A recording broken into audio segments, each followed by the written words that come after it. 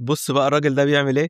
الفلاح ده داخل يشغل الجرار بتاعه، بس الغريب انه بيشغله بخرطوش. بيحط الخرطوش في مكانه ويديه خبطه خفيفه بالمطرقه، وفجاه الجرار يشتغل فعلا. المنظر غريب ومضحك شويه، بس الموضوع ده حقيقي 100%. الجرار ده اتصنع سنه 1948 وكان اسمه فيلد مارشال. بس السؤال، ليه اصلا كانوا بيشغلوه بخرطوش؟ السبب ان زمان البطاريات ما كانتش قويه كفايه، مش بتقدر تدي كهرباء كفايه عشان تدور موتور.